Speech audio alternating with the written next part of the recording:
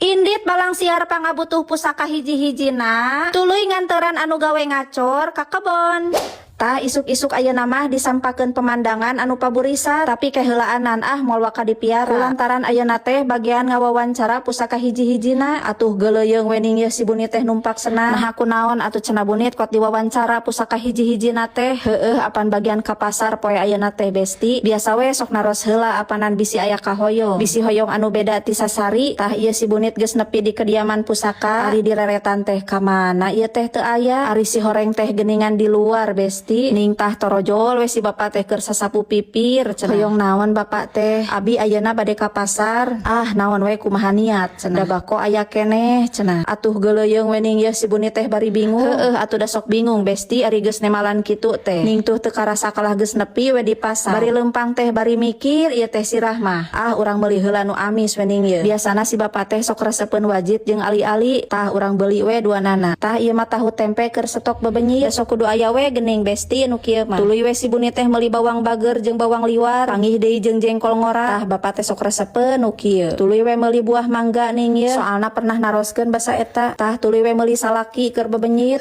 salak besti ngarah rada aneh we tungtung nama kalah kot sakarep ning ieu balanya teh tah tuluy we ieu pinang baneng ka resep bapak singkat cerita balanyana geus beres tah ieu geus nepi deui di rorompok tuh si bunit teh boga pais tumras besti ngeun poho we teu ka video tadi teh ari kahayang mah ieu teh langsung beuk we dahar jeung pais tumras tapi ku dikersakeun aya juragan nelepon pangmasakeun cenah keur ka kebon ayeuna aya anu ngacor cenah 4 urang masak naon we lah cenah saaya-aya geus pesen cenah sawareh ti warung karineang kade cenah poho nyeun samelna bener-bener masak nu aya we ieu teh besti da di kebon mah dahar jeung nanaon ge sok ngeunah we geuningan sangguna geus aya cenah di ditu ngaliwet dikersakeun ku sok dudak dadak atuh da anu tadina hayang dahar ngeunah jeung pais tumras wayahna we dipending heula singkat cerita konser bawaeuna geus beres hayu we ayeuna mah urang anterkeun besti tapi samemeh nganterkeun ka kebon tah ieu urang anterkeun heula balanyaan pusaka hiji-hijina atuh geus beres mah dianterkeun lanjut we ayeuna mah urang nyamper deungeunna tamahanana di warung biasa ning ieu atuh geuleuyeung we langsung si bunit teh perjalanan ka kebon singkat cerita ieu geus nepi deui di kebon pas jol teh ka saung kamarana cekeng teh ieu teh si horeng teh can beres geuningan besti ngacorna teh atuh tungtung nama kalah kot nongton we si bunit teh ngabelek kecang ning ieu bari ruka mereka tuh da sanguna mah geus asak sigana bisi sanguna kaburu tiis langsung wening tah ngariung daun cau si bunit mah bagian nongton we balik ka imah nyampak kumahaneun balata caricing heula nya tungguan samemeh konser gegero hayu besti urang ngahuapkeun anu kot kacipta ti tadi keneh meunang jajanan anu langka ieu teh besti heg ukurnya sahiji deui ieu teh hargana 7.000 perak